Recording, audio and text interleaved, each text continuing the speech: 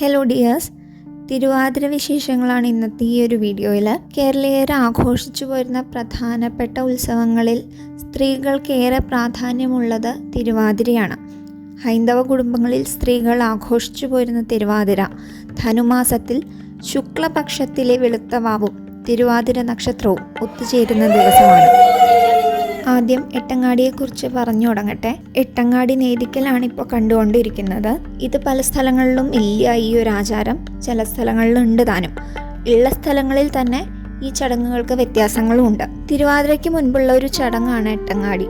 സാധാരണ മകയിരത്തിൻ്റെ അന്നാണ് എട്ടങ്ങാടി പതിവ്. സന്ധ്യയ്ക്ക് മകയിരം ഉണ്ടാവണ സമയത്താണ് എട്ടങ്ങാടി നേദിക്കലൊക്കെ. എട്ടങ്ങാടി നാളിൽ മുറ്റം ചാണകം കൂട്ടി മെഴുകി, സാധാരണ കിഴക്കേ മുറ്റത്താണ് ഉത്തമം എന്ന് പറയണു.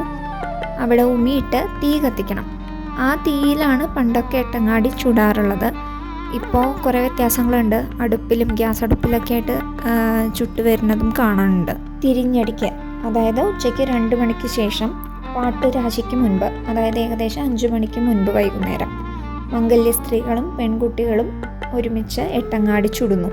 കണ്ണെഴുതി കുറിയിട്ട് ദശപുഷ്പം ചൂടി 3 കൂട്ടി തലമുടി വലത്തോട്ട് തിരികെ കെട്ടിവെച്ച് വലത് കൈയിൽ വാൽക്കണ്ണാടി പിടിച്ച് എട്ടങ്ങാടി ചുടുന്നു. കഴുത്തിലെ ചരട് പിടിച്ച് പഞ്ചാക്ഷരം നമഃശിവായ ജപിക്കുകയും വേണം. എട്ടങ്ങാടി ചുടുമ്പോൾ വായ്ക്കുരവയിടാം. പൂത്തിരുവാതിരക്കാരി ഉണ്ടെങ്കിൽ അവർക്കാണ് പ്രാധാന്യം.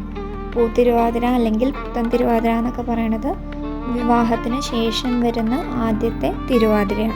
വൈകുന്നേരം 5 മണിയൊക്കെ ആകുമ്പോഴേക്കും മുറ്റത്ത് നിലവിളക്ക് കത്തിച്ചു വയ്ക്കും. സന്ധ്യയ്ക്ക് മുൻപ് തന്നെ സ്ത്രീകളും പെൺകുട്ടികളും കുളിച്ചലക്കി വസ്ത്രങ്ങളൊക്കെ ധരിച്ച് കണ്ണെഴുതി കുറിയിട്ട് മൈലാഞ്ചിയൊക്കെ ഇട്ട് ഉത്സാഹത്തോടെ എട്ടങ്ങാടിക്കായിട്ട് ഒരുങ്ങിയേക്കും. സന്ധ്യയ്ക്കാണ് എട്ടങ്ങാടി നേദിക്കൽ. സന്ധ്യയ്ക്ക് മുൻപ് തന്നെ ഊണ് കഴിക്കലും പ്രധാനമാണ്. പകലൂണ് വളരെ പ്രധാനമാണ് എട്ടങ്ങാടിയുടെ അന്ന്. മകയിരം നോൽമ്പാണെങ്കിൽ എല്ലാ സ്ഥലത്തും അതില്ല എന്നുള്ളത് പറഞ്ഞിരുന്നല്ലോ. അരി ആഹാരം പിന്നെ പാടില്ല. ചില വർഷങ്ങളിൽ എട്ടങ്ങാടിയും ഉറക്കമൊഴിച്ചിലും ഒരേ ദിവസം തന്നെ വരാറുണ്ട്.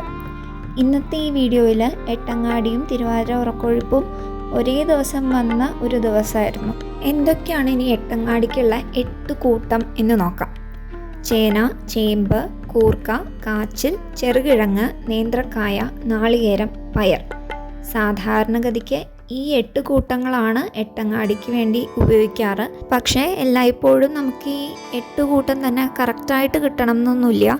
അങ്ങനെ വരുമ്പോൾ മറ്റു പയറുവർഗ്ഗങ്ങളോ പഴവർഗ്ഗങ്ങളോ അതും അല്ലെങ്കിൽ കിഴങ്ങ് വർഗ്ഗങ്ങളോ ഒക്കെ നമുക്ക് എട്ടങ്ങാടിയിൽ ചേർത്ത് ഉണ്ടാക്കാവുന്നതേ ഉള്ളൂ. സാധാരണഗതിയിൽ മകയിരത്തിൻ്റെ അന്നാണ് എട്ടങ്ങാടി ഉണ്ടാക്കി നിവേദിക്കലും കഴിക്കലും ഉള്ളൂ. എങ്കിലും നമ്മുടെ ആരോഗ്യപരമായി നോക്കുമ്പോൾ അല്ലാത്ത ദിവസങ്ങളിലും നമുക്ക് എട്ടങ്ങാടി ആർക്ക് വേണമെങ്കിലും വീട്ടിൽ തന്നെ ഉണ്ടാക്കി കഴിക്കാവുന്നതേ ഉള്ളൂ. ഇനി എട്ടങ്ങാടി എങ്ങനെയാണ് ഉണ്ടാക്കണേ എന്നുള്ളത് പറയാം. ചേന, ചേമ്പ്, കൂർക്ക, കാച്ചില്, ചെറുകിഴങ്ങ്, നേന്ത്രക്കായ, ഇത്രയും ഐറ്റംസ് ഉമിയിൽ നമ്മൾ ചുട്ടെടുക്കുക. ഉമിയിലൊക്കെ ചുട്ട് വരുമ്പോഴേക്കും കുറച്ച് സമയം എടുക്കും, അല്ലെങ്കിൽ നല്ല കനൽ കൂട്ടി അതിൽ ചുട്ടെടുത്താലും മതി. അങ്ങനെ ചുട്ടെടുത്തിട്ട് അത് മാറ്റി വയ്ക്കുക.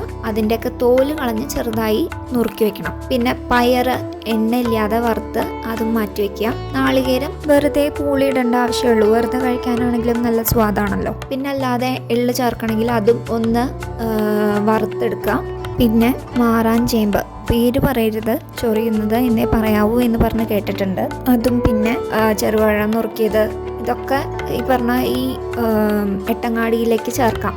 അതിനു പുറമെ സ്വാദിന് വേണ്ടി മുന്തിരിങ്ങയോ കൽക്കണ്ടോ ഏലക്കയോ ഇഞ്ചിയോ തേനോ കരിമ്പോ ഇങ്ങനെയുള്ള പല സാധനങ്ങളും ചേർത്ത് കാണാറുമുണ്ട്. അപ്പോൾ ഈ ഐറ്റംസ് എല്ലാം ഒരു ഉരുളിയിലേക്ക് ശർക്കര പാവ് കാച്ചി അത് നന്നായിട്ട് ഉരുകി വന്നതിന് ശേഷം ഈ ഐറ്റംസ് എല്ലാം ചേർത്ത് നന്നായിട്ട് യോജിപ്പിച്ചെടുക്കുക. വെള്ളത്തിൻ്റെ അംശമൊന്നും എട്ടങ്ങാടിയിൽ ഇല്ലാത്തതുകൊണ്ട് അത് കുറേ നാളത്തേക്ക് എടുത്തു വെച്ച് ഉപയോഗിക്കാനും സാധിക്കും. എട്ടങ്ങാടി നിവേദിക്കുന്നത് ഗണപതിക്കും ശിവപാർവതിക്കും ചന്ദ്രനും രോഹിണിക്കുമാണ്. പല സ്ഥലങ്ങളിലും ഇതിലും വ്യത്യാസങ്ങളുണ്ടാവും. ചില സ്ഥലങ്ങളിൽ പരദേവതയ്ക്കും കൂടി നേദിക്കണതുണ്ട്. ചില സ്ഥലങ്ങളിൽ എട്ടങ്ങാടി നേദിക്കലേ ഇല്ല. കൂട്ടത്തിൽ കരിക്കും നേദിക്കാറുണ്ട്. സ്ത്രീകളും കുട്ടികളും ആവണപ്പലകയിൽ കിഴക്കോട്ട് തിരിഞ്ഞിരുന്ന് മുൻപിലുള്ള തൂശനിലയിൽ എട്ടങ്ങാടി വിളമ്പുന്നു. ഗണപതിക്കും അത് പ്രത്യേകം എടുത്തു വെക്കണം. എട്ടങ്ങാടിയിൽ ഉപസ്തരിക്കുകയും വേണം. ചരട് പിടിച്ച് നമഃശിവായ ജപിച്ച് കണ്ണെഴുതി കുറിയിട്ട് ദശപുഷ്പവും ചൂടി വലത് കൈയിൽ വാൽക്കണ്ണാടി പിടിച്ച് എട്ടങ്ങാടി കഴിക്കുകയാണ് ചെയ്യുക. ചില സ്ഥലങ്ങളിൽ ദിക്കൊഴിഞ്ഞിട്ടായിരിക്കും എട്ടങ്ങാടി കഴിക്കണേ. ശേഷം കരിക്കും വെള്ളം സേവിക്കാം. പിന്നീട് മൂന്നും കൂട്ടുക. പ്രത്യേകിച്ചും മംഗലസ്ത്രീകൾക്ക് മൂന്നും കൂട്ടൽ വളരെ പ്രധാനമാണ്. പണ്ട് കാലത്ത് തുടങ്ങി അത് പറഞ്ഞു കേട്ടിട്ടുമുണ്ട്. സാധാരണ ദിവസങ്ങളിൽ തന്നെ മംഗല്യ സ്ത്രീകൾ 3 പ്രാവശ്യം മൂന്നും കൂട്ടാറുണ്ട് അത്രേ. രാവിലെ സന്തതിക്ക് വേണ്ടി, ഉച്ചയ്ക്ക് സൗന്ദര്യത്തിന് വേണ്ടി, രാത്രി നെടുമംഗല്യത്തിന് വേണ്ടി. ഇങ്ങനെ 3 നേരവും മൂന്നും കൂട്ടും. രാവിലെ പല്ല് തേച്ച് കഴിഞ്ഞാൽ മൂന്നും കൂട്ടാൻ വായിലിട്ടിട്ടാണ് മുങ്ങി കുളിക്കാൻ പോകുന്നത് പോലും. ഒരു ചൊല്ലുണ്ട്, വായിൽ കൊരട്ടിട്ട് മുങ്ങിയാൽ കഴുത്തിൽ ചരടിട്ട് കഴിയാമെന്ന്. ഇതിനൊരു ഉത്തമ ഉദാഹരണമാണ് എൻ്റെ മുത്തശ്ശൻ ഇരിക്കുമ്പോൾ തന്നെയാണ് മുത്തശ്ശി മരിക്കണത്. 2018 വളരെ വിരളായിട്ടേ മൂന്നും കൂട്ടാതെ ഞാൻ കണ്ടിട്ടുള്ളൂ. യാത്രയുടെ ഇടയ്ക്കോ മറ്റു വിശേഷങ്ങൾക്ക് പോകുമ്പോഴോ എന്തെങ്കിലുമൊക്കെ ആയിരിക്കും. അതല്ലെങ്കിൽ 3 നേരവും മുത്തശ്ശി മൂന്നും കൂട്ടിയിരുന്നു. പ്രത്യേകിച്ച് രാവിലെയൊക്കെ പുഴയിൽ കുളിക്കാൻ പോകുമ്പോൾ വായിൽ മൂന്നും കൂട്ടിയിട്ടാണ് അതോടുകൂടി മുങ്ങിക്കയറണം കണ്ടിട്ടുള്ളത്. പിന്നെ ഉച്ചയ്ക്ക് മൂന്നും കൂട്ടലും, രാത്രി മൂന്നും കൂട്ടലും. പിന്നെ വെറ്റില ക്ഷാമൊക്കെ വരുമ്പോൾ ഇങ്ങനെ ഉണങ്ങിയ വെറ്റിലകൾ വരെ എടുത്തിട്ട് മൂന്നും കൂട്ടാൻ ഉപയോഗിച്ച് കണ്ടിട്ടുണ്ട്. പിന്നെ അവസാന കാലങ്ങളൊക്കെ ആയപ്പോഴാണ് അതിന് കുറച്ച് വ്യത്യാസങ്ങളൊക്കെ വന്നിട്ടുള്ളൂ. എന്നാലും മൂന്നും കൂട്ടൽ ഭയങ്കര പ്രധാനമായിരുന്നു മുത്തശ്ശിക്ക് 3 നേരം. പഴയ കാലത്ത് ചെറിയ പെൺകുട്ടികളെ 2-2.5 വയസ്സൊക്കെ ആകുമ്പോഴേക്കും പെൺകുട്ടികൾക്ക് ഇതുപോലെ മൂന്നും കൂട്ടി ശീലിപ്പിക്കാറുണ്ടായിരുന്നു അത്രേ.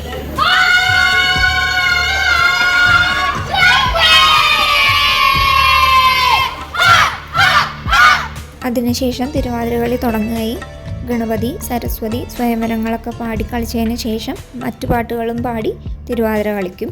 എട്ടങ്ങാടിയും തിരുവാതിരയും ഒരേ ദിവസം വരുന്നതുകൊണ്ട് പാതിരാപ്പൂ ചൂടലും മംഗളാതിരയും എല്ലാം കഴിഞ്ഞതിന് ശേഷം മാത്രമേ മംഗളം ചൊല്ലി നിർത്തുള്ളൂ. തിരുവാതിരയെക്കുറിച്ച് പല ഐതിഹ്യങ്ങളും നിലവിലുണ്ട്. ധനുമാസത്തിലെ തിരുവാതിര ഭഗവാൻ ശിവന്റെ തിരുനാൾ എന്ന് വിശ്വസിക്കുന്നു. ഇത് പാർവതീദേവി സപരിവാരം ആഘോഷിക്കാറുണ്ടത്രേ. നോൽമ്പ് നോറ്റ് ഭർത്തൃ സൗഭാഗ്യത്തിന് വേണ്ടി പ്രാർത്ഥിക്കുകയും ചെയ്യും. ഈ സന്തോഷത്തിൽ പങ്കുചേരാൻ ലക്ഷ്മി ദേവിയും സരസ്വതി ദേവിയും കൈലാസത്തിൽ എത്തിച്ചേരാറുണ്ടത്രേ. മാത്രമല്ല നാരദാദി മുനികളും ബ്രഹ്മാദി ദേവന്മാരും ദേവസ്ത്രീകളും തങ്ങളുടെ സാന്നിധ്യം കൊണ്ട് ഈ ദിവസം കൂടുതൽ ധന്യമാക്കുന്നു. എല്ലാവരും കൂടി പാട്ടുപാടിയും കളിച്ചും പരമശിവനെ സന്തുഷ്ടനാക്കുന്നു. തോഴിമാരോടുകൂടി തുടിച്ചു കുളിച്ചും ആടിയും പാടിയും പിറന്നാൾ ആഘോഷിച്ചിരുന്ന പാർവതീദേവിയുടെ സന്തോഷത്തിൽ പങ്കുചേർന്ന് കേരളീയ സ്ത്രീകളും ദീർഘസുമംഗലികളാകാൻ വ്രതമെടുക്കുന്നു, തുടിച്ചു കുളിക്കുന്നു, ഊഞ്ഞാലാടുന്നു, തിരുവാതിര കളിക്കുന്നു. ഇങ്ങനെ കേരളീയ സ്ത്രീകൾ ശിവരാത്രിയേക്കാളും പ്രാധാന്യം നൽകുന്നത് തിരുവാതിരയ്ക്കാണ്.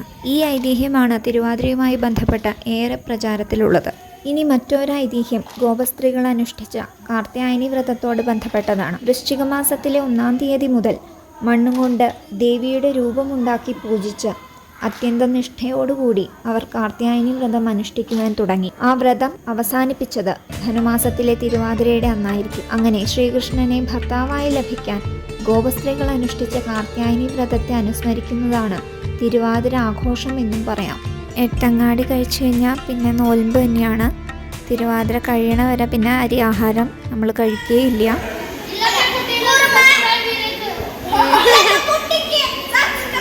മറ്റൊരു ഐതിഹ്യം ഇപ്രകാരമാണ്. ശ്രീ പാർവതി ദേവിയുടെ ഭക്തയായ ഒരു സ്ത്രീക്ക് വിവാഹ ദിവസം തന്നെ വൈധവ്യം വന്നു. ഇതിൽ ദുഃഖിതയായി തീർന്ന ശ്രീ പാർവതി തൻ്റെ പതിയോട് സങ്കടം ഉണർത്തിച്ചു. പാർവതിയുടെ അപേക്ഷ അനുസരിച്ച് ഭഗവാൻ ശിവൻ ആ ഭക്തയുടെ ഭർത്താവിന് ജീവൻ തിരിച്ചു കൊടുത്തു. സന്തുഷ്ടയായ ആ സ്ത്രീയോടൊപ്പം ശ്രീ പാർവതിയും തോഴിമാരും ആടിപ്പാടി രസിച്ച ദിവസത്തിൻ്റെ ഓർമ്മ പുതുക്കലാണത്രേ ധനുമാസത്തിലെ തിരുവാതിര ആഘോഷം. സീമന്തിനിയുടെ കഥയാണ് നമ്മൾ മംഗലാതിരിയായിട്ട് തിരുവാതിര ദിവസം പാടി കൈകൊട്ടി കളിക്കാറുള്ള. ആ കഥയാണ് ഇപ്പം മറ്റൊരു ഐതിഹ്യമായിട്ട് ഇവിടെ പറഞ്ഞത്. താരകാസുരവധവുമായി ബന്ധപ്പെട്ടതാണ് മറ്റൊരു ഐതിഹ്യം. ശിവപത്നിയായ സതീദേവിയുടെ പിതാവ് ദക്ഷ പ്രജാപതി ഒരു യാഗം നടത്താൻ തീരുമാനിച്ചു. പൂർവ്വവിരോധം മൂലം അതിൽ പങ്കെടുക്കുവാൻ ശിവനെ ക്ഷണിക്കുന്നില്ല. എന്നാൽ പരമശിവന്റെ സമ്മതമില്ലാതെ തന്നെ അച്ഛൻ നടത്തുന്ന യാഗത്തിൽ പങ്കെടുക്കുവാൻ സതീദേവി പോകുന്നു. സതീദേവി ദക്ഷനാൽ അപമാനിതയുമാകുന്നു. ദുഃഖിതയായ സതീദേവി യാഗാഗ്നിയിൽ ചാടി ദേഹത്യാഗം ചെയ്യുന്നു. ഇതറിഞ്ഞ പരമശിവൻ ഭൂതഗണങ്ങളെ അയച്ച് യാഗശാലയ്ക്ക് തീ വെപ്പിക്കുന്നു. ദക്ഷനെ വധിക്കുകയും ചെയ്യുന്നു. അടുത്ത ജന്മം സതീദേവി ഹിമവാന്റെ മകളായി പാർവതി എന്ന പേരിൽ ജനിക്കുന്നു. ശിവനെ ഭർത്താവായി കിട്ടുവാൻ അവൾ ഹിമാലയ സാനുക്കളിൽ തപസ്സനുഷ്ഠിക്കുന്നു. പക്ഷേ ശിവന് യാതൊരു ചാഞ്ചല്യവും ഉണ്ടായില്ല. ഈ സമയത്ത് ദേവലോകത്ത് താരകാസുരന്റെ ശല്യം സഹിക്കാൻ വയ്യാതെ ദേവന്മാർ അസ്വസ്ഥരായി കഴിയുകയായിരുന്നു. ശിവപാർവതിമാർക്കുണ്ടാകുന്ന പുത്രനു മാത്രമേ താരകാസുരനെ വധിക്കുവാൻ കഴിയൂ എന്ന് മനസ്സിലാക്കിയ അവർ സഹായ അഭ്യർത്ഥനയുമായി കാമദേവനെ സമീപിക്കുന്നു. ശിവസന്നിധിയിൽ പാർവതീദേവി പ്രാർത്ഥിച്ചു നിൽക്കുന്ന സമയത്ത് കാമദേവൻ ശിവന്റെ നേർക്ക് കാമബാണങ്ങൾ അയക്കുന്നു. കാമബാണങ്ങളേറ്റ് തപസ്സിൽ നിന്ന് ഉണർന്ന ശിവൻ തൻ്റെ മുന്നിൽ പ്രാർത്ഥിച്ചു നിൽക്കുന്ന അതിസുന്ദരിയായ കന്യകയെ കാണുന്നു. അനുരാഗവിവശനായ ശിവന് പാർവതീദേവിയിൽ പിറന്ന മകനാണ് സുബ്രഹ്മണ്യൻ. പിന്നീട് താരകാസുരനെ വധിക്കുന്നതും അദ്ദേഹം തന്നെയാണ്. തൻ്റെ തപസ്സിന് ഭംഗം വരുത്തിയ കാമദേവനെ മൂന്നാം തൃക്കണ്ണ് തുറന്ന് ക്രോധാഗ്നിയിൽ ഭസ്മമാക്കുന്നു. കാമദേവന്റെ പത്നി രതീദേവി ഭർതൃവിയോഗത്താൽ അതീവ ദുഃഖിതയായി വിലപിക്കുന്നു. ദേവസ്ത്രീകളും ദുഃഖിതരായി. അവരും പ്രാർത്ഥിക്കുവാൻ തുടങ്ങി. ഇതെല്ലാം കണ്ട് മനസ്സലിഞ്ഞ ശിവൻ കാമദേവന് പുതുജീവൻ നൽകുന്നു. ആ സന്തോഷത്തിൽ നിന്നുണ്ടായ ആഘോഷമാണ് തിരുവാതിര എന്നും പറയപ്പെടുന്നു. വിവാഹിതരായ ശിവനും പാർവതിയും ഈ ദിവസം ആഘോഷമാക്കി മാറ്റുന്നു. പാർവതീദേവിയും സഖിമാരും ഹിമവൽ സാനുക്കളിലെ ചോലകളിൽ തുടിച്ചു കുളിച്ച് രസിച്ചു എന്നും അവിടുത്തെ വള്ളികളിൽ ഊഞ്ഞാലാടി രസിച്ചു എന്നും ഫലമൂലങ്ങൾ കൊണ്ട് വിശിഷ്ടമായ ആഹാരങ്ങൾ ഉണ്ടാക്കി കഴിച്ചു എന്നും വനപുഷ്പങ്ങൾ അഥവാ ദശപുഷ്പങ്ങൾ ചൂടി ആഘോഷം കൂടുതൽ ഭംഗിയാക്കി എന്നും വിശ്വസിക്കുന്നു. ഈ ആഹ്ലാദത്തിമർപ്പിൻ്റെ ഓർമ്മയാണത്രേ ഭർതൃസുഖത്തിനു വേണ്ടി കേരളീയ സ്ത്രീകൾ ആഘോഷിക്കുന്ന തിരുവാതിര. ഐതിഹ്യങ്ങൾ എന്തുതന്നെയായാലും ഇന്നും കേരളത്തിലെ ഹൈന്ദവ കുടുംബങ്ങളിൽ സ്വല്പം മങ്ങലേറ്റിട്ടുണ്ട് എങ്കിലും ഒരു ആഘോഷമായി തന്നെ തിരുവാതിര നിലകൊള്ളുന്നു. തണുപ്പിനെ തണുപ്പുകൊണ്ട് തന്നെ ചെറുക്കുക എന്ന ഒരു വലിയ തത്വം ഇതിനെ കൂടുതൽ ശാസ്ത്രീകരിക്കുന്നു. മറ്റു പല ആചാരങ്ങളും പോലെ ഇതും ശരീരത്തിനും ഒപ്പം മനസ്സിനും ഏറെ ഗുണം ചെയ്യുന്ന ഒന്നാണ്. കുടുംബ ബന്ധങ്ങളെയും സാമൂഹ്യ ബന്ധങ്ങളെയും സുദൃഢമാക്കുന്ന ഒരു ഉത്സവം തന്നെയാണിത്. തിരുവാതിര ആഘോഷത്തിൽ ദേശവ്യത്യാസം അനുസരിച്ച് ചെറിയ ചെറിയ വ്യത്യാസങ്ങൾ കണ്ടുവരുന്നുണ്ട്. എങ്കിലും പൊതുവിൽ നോയമ്പ്, ഉറക്കമൊഴിയൽ, പാതിരാപ്പൂ ചൂടൽ, മംഗല ആതിര പാടൽ ഇവയിലൊന്നും കാര്യമായ വ്യത്യാസങ്ങൾ കാണുന്നില്ല. ധനുമാസത്തിൽ തിരുവാതിരയുള്ള രാത്രിയാണ് ഉറക്കമൊഴിക്കൽ. അതായത് രാത്രി 12 മണിക്ക് തിരുവാതിരയുള്ളപ്പോൾ ഉറക്കമൊഴിയൽ. ചില സ്ഥലങ്ങളിൽ ഉറക്കമൊഴിയാനായി ശ്രീപാർവതിയെ കൊണ്ടുവരുന്ന ചടങ്ങുമുണ്ട്. പാതിരാപ്പൂ ചൂടുന്നതിന് മുമ്പായി അത് കൊണ്ടുവരുന്ന രസകരമായ ഒരു ചടങ്ങുണ്ട്. പാലയുടെ ചുവട്ടിലോ അല്ലെങ്കിൽ ഏതെങ്കിലും ശ്രേഷ്ഠമായ വൃക്ഷത്തിൻ്റെ ചുവട്ടിലോ നേരത്തെ തന്നെ പാതിരാപ്പൂവ് അടയ്ക്കാമണിയനും കൊടിവേലിപ്പൂവും കൊണ്ടുവച്ചിരിക്കും. കുരവയിട്ട് അഷ്ടമംഗല്യവും വിളക്കുമായി പാട്ടുകൾ പാടി പാതിരാപ്പൂവ് എടുക്കുവാൻ എല്ലാവരും കൂടി പോകുന്നു. പാതിരാപ്പൂവ് എടുക്കാൻ പോകുമ്പോഴും പാലച്ചുവട്ടിൽ ചെന്ന് പാടേണ്ടതും പൂവ് കൊണ്ടുപോരുമ്പോൾ ചൊല്ലുന്ന പാട്ടുകളൊക്കെ ഉണ്ട്. എല്ലാം 10 ആവർത്തി പാടിയിട്ടാണ് ആഘോഷപൂർവ്വം തിരിച്ച് പൂവുമായി വരുന്നത്. സ്ഥല വ്യത്യാസമനുസരിച്ച് ഈ പാട്ടുകളിലും വ്യത്യാസമുണ്ട്.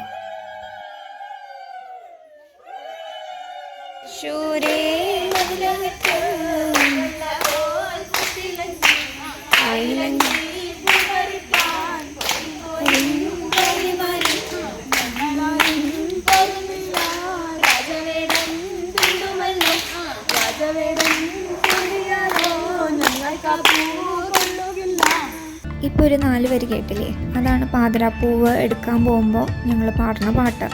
അതൊരു 10 പ്രാവശ്യം ചൊല്ലുമ്പോഴേക്കും നമ്മൾ പാതിരാപ്പൂവിൻ്റെ സ്ഥലത്തെത്തും. ഇതിൻ്റെ ഒരു സങ്കല്പം എന്താണെന്ന് വെച്ചാൽ പാതിരാപ്പൂവ് നട്ട് വളർത്തി അതിന് വെള്ളമൊഴിച്ച് അത് പറിച്ചിട്ട് വരിക എന്നുള്ളതാണ് സങ്കല്പം. പക്ഷേ ഞങ്ങളുടെ ആ പരിസരങ്ങളിലാണെങ്കിൽ കൊടിവേലിപ്പൂവായാലും അടയ്ക്കാമണിയനായാലും അത്രയ്ക്ക് ധാരാളമായിട്ട് കിട്ടാനൊന്നുമില്ല. അപ്പോൾ എവിടെ നിന്നാണോ കിട്ടണേന്ന് വെച്ചാൽ അത് നേരത്തെ പറിച്ചു കൊണ്ട് വന്നിട്ട് ഒരു സ്ഥലത്ത് കൊണ്ടുവയ്ക്കും. അപ്പോൾ അവിടെ നിന്നാണ് ഇത് കൊണ്ടുവരാം. ഈ പാലച്ചോട്ടിൽ ചെന്ന് കഴിഞ്ഞാൽ ഒരു പാട്ട് പാടും 4 വരിയുള്ളത്. അത് 10 ആവർത്തിയാണ് നമ്മൾ പാടുക. അതായത് നമ്മൾ ഒരു പാല നട്ടു, അതിന് ഇല വന്നു, പൂ വന്നു, കായ വന്നു, അതിനെ വെള്ളമൊഴിച്ച് അതിനെ പരിപാലിച്ച് വളർത്തിയെടുക്കുക. അത് വലുതായി കഴിയുമ്പോൾ നമുക്ക് ചൂടാനുള്ള പൂവായി കഴിഞ്ഞാൽ അത് പറിച്ചെടുക്കുക. അതാണ് സങ്കല്പം.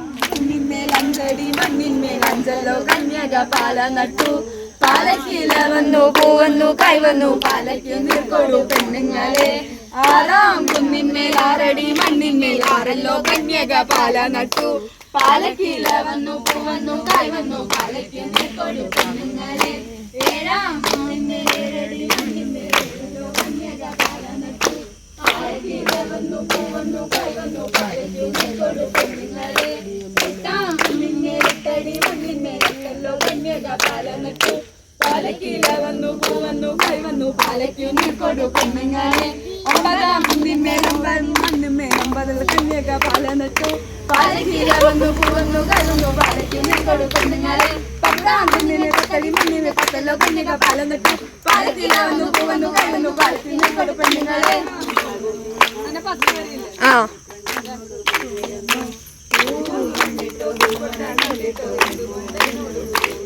കളൂരും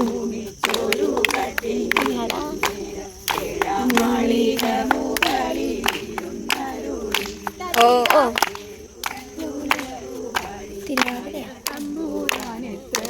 താഴെ തന്റെ വയസ്സെത്രയും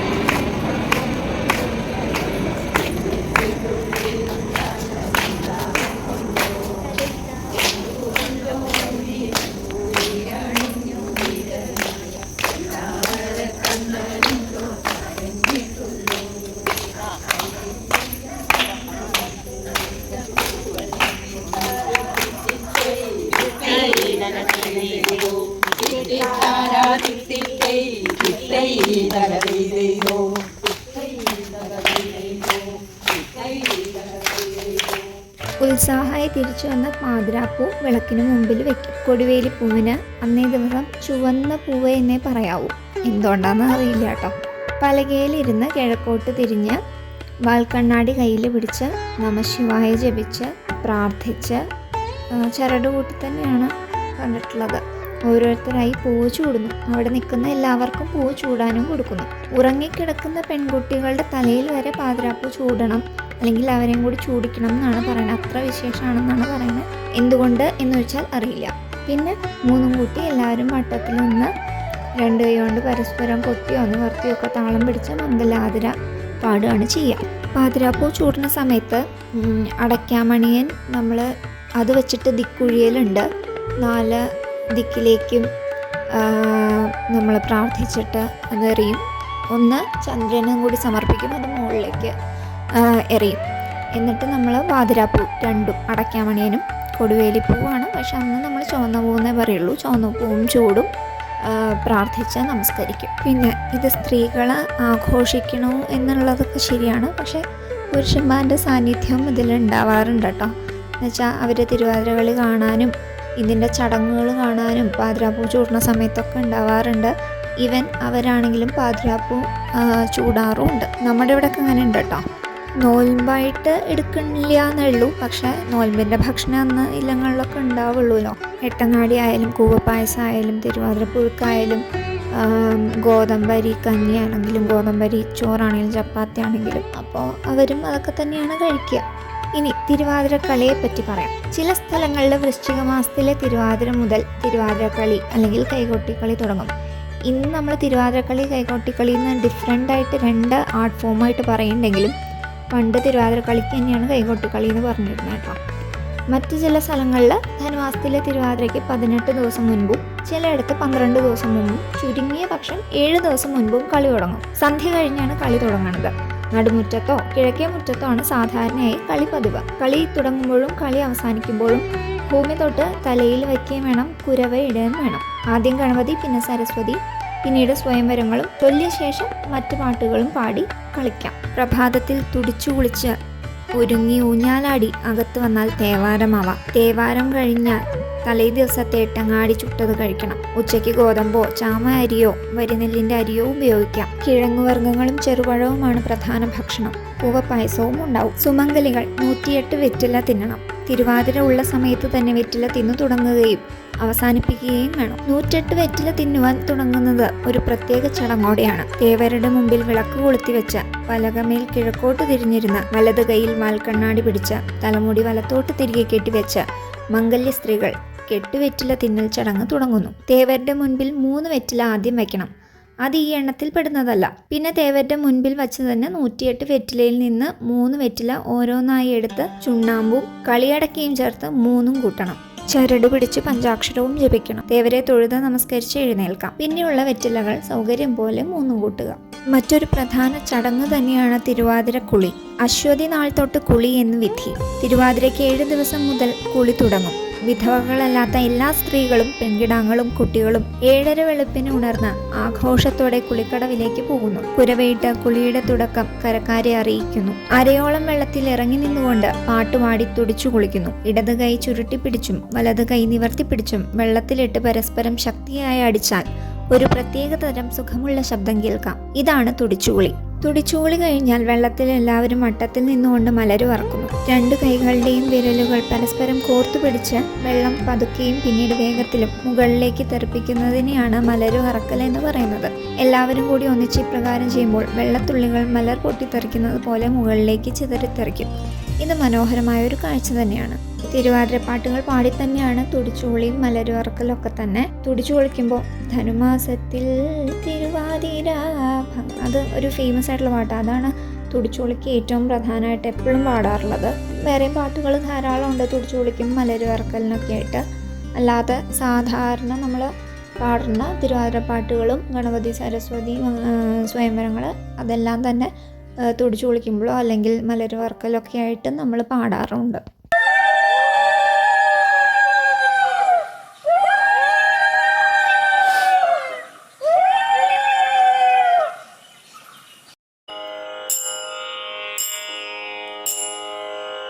മംഗള ആദിരങ്ങൾ പുരാണം എങ്കിലോ കേട്ടാലോ ഉള്ളവണ്ണം പണ്ടൊരു ത്രേതായുഗത്തിങ്കല്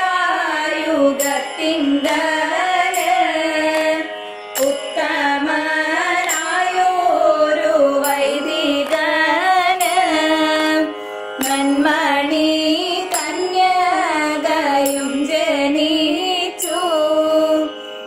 കന്യകാലേ ചെറുപ്പത്തില് ബുദ്ധി തെളിഞ്ഞോരു പൂജ ചെയ്തു. പാർവതി വാഴ്ക വാഴ്ന്നു ചൊല്ലി മലർമങ്ക വാഴ്ക വാഴ്ന്നു ചൊല്ലി അഷ്ടമി നോൽമ്പു നോറ്റു. ആതിര എന്നോരു നോൽമ്പവൾക്ക് പൂരം കുളിച്ചവൾ നോറ്റിരുന്നു. പൊങ്ക കുളിർത്തു വരുന്ന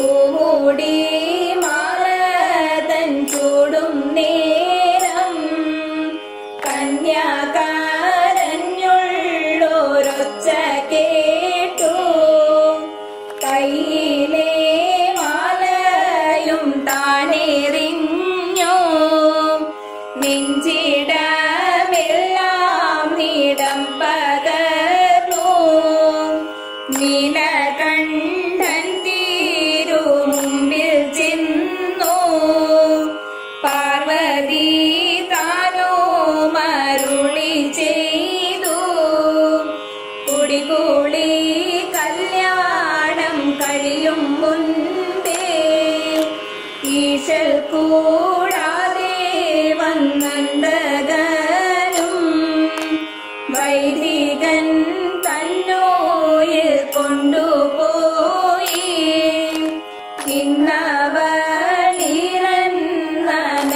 ഇന്നവളിരന്നനച്ചുടുക്കിൽ ഞാനും നനച്ചു പിഴിഞ്ഞൊടുക്കും ഇന്നവൾ കൂന്തൽ നിലത്തിടുകിൽ ഞാനും നിൻ കൂന്തൽ നിലത്തിടുമേ ഇന്നവൾ താലിവള കളകിൽ ഞാനും നിൻ താലിവള കളയും ഇന്നവൾ ഓല തടുക്കില്ലെങ്കിൽ ഞാനും ഇന്നോല തടുക്കിൽ തന്നെ ഇന്നവൾ കണവനിണ പിരികിൽ ശ്രീ മഹാദേവന്റെ പാദത്താണേ ഞാനും തിരുമേനി തീണ്ടുന്നില്ല പാർവതി വാക്കുകൾ കേട്ട നേരം കഷ്ടമേ എന്നങ്ങു ശങ്കരനും കഷ്ടമേ എന്നോ മഹാജനങ്ങൾ കർമ്മപീഡ വന്നാലവരില്ല ഈ ലോകത്തല്ലിതു വേണ്ടതെന്നും കാലപൂരത്തേക്കു നോക്കി നാഥൻ കാലനോ ഉള്ളിൽ ഭയപ്പെട്ടിട്ട് കൊണ്ടാടി കൊണ്ട മലരമ്പനെ ചുട്ടുപോരിച്ചിതു മോർത്തുകാലൻ ശ്രീരാമൻ ചെയ്തതു മോർത്തുകാലൻ ശ്രീകൃഷ്ണൻ ചെയ്തതു മോർത്തുകാലൻ ധർമ്മരാജാവു ഭയപ്പെട്ടിട്ട്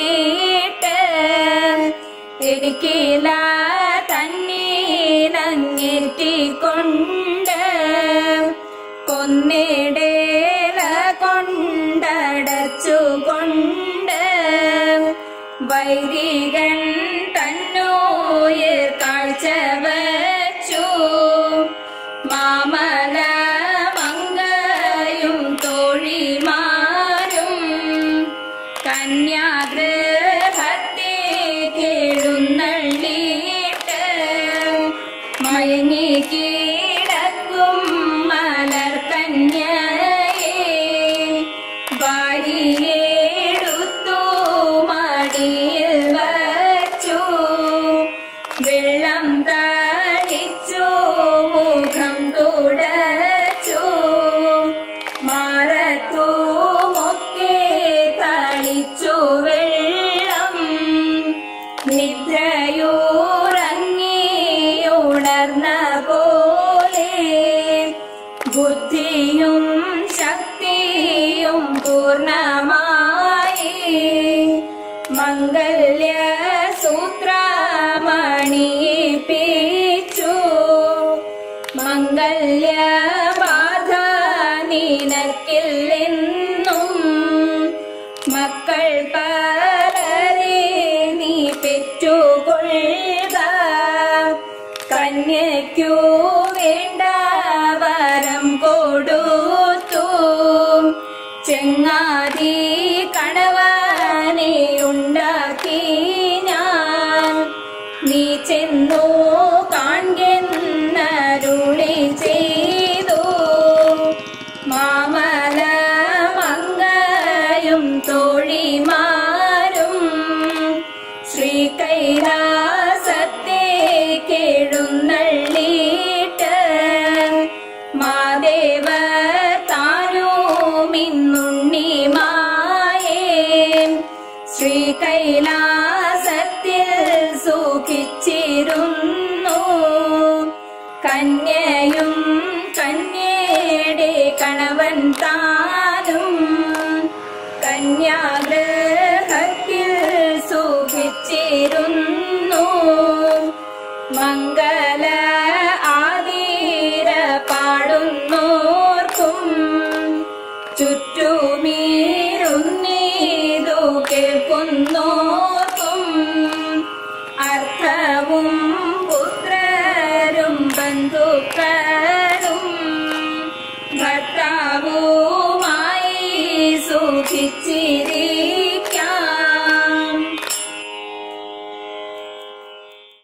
മംഗലാതിരയ്ക്ക് ശേഷം മംഗളവും ചൊല്ലി തിരുവാതിരകളി അവസാനിപ്പിച്ചു.